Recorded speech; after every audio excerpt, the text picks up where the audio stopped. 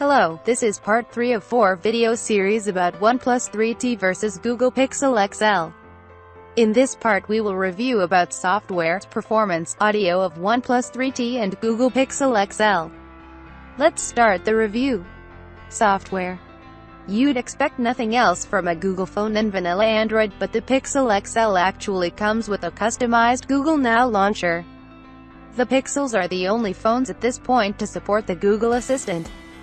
There is a long press action to evoke contextual menus, 3D touch style, and the app drawer is just that, a drawer you pull up from the app dock. There's also the matter of having software support straight from Google itself, with major Android releases promised for 2 years and another one on top of that for security patches. Additionally, with the Pixels you're getting unlimited lifetime original quality photo and video cloud storage, 4K too. It's hard to do the math. On the OnePlus 3T you're treated to a stock-looking but in fact pretty extensively tweaked Android Marshmallow.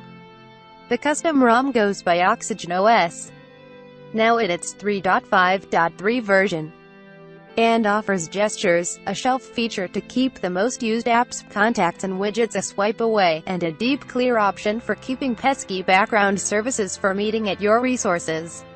Half the price, just as good. No. We tend to take a pretty firm stance on the subject of flagships running the latest Android version. The OnePlus 3T doesn't, unlike the Pixel XL. The phone by Google also carries a promise for timely updates, and comes with unlimited photo and video storage.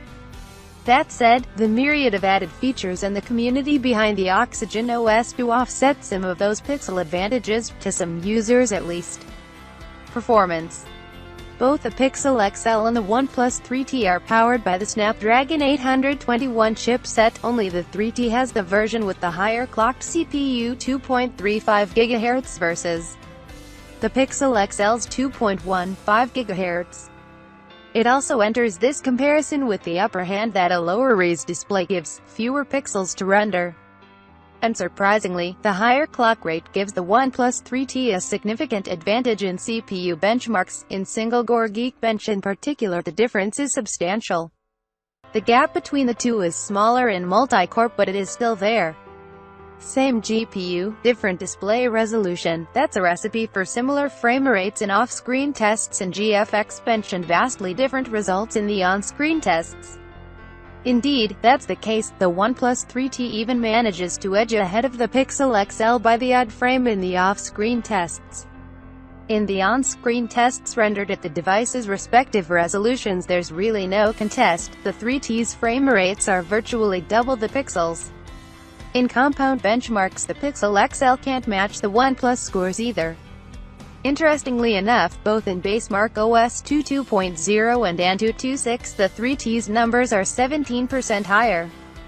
That's to be expected really. CPU and GPU performance do have a significant contribution in these tests, and the OnePlus flagship aces those. Half the price, just as good. Actually better, the 3T consistently outperforms the Pixel XL in all benchmarks.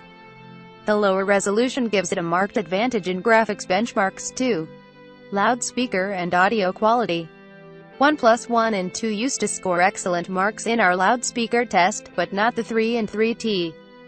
The latest OnePlus only managed a good rating.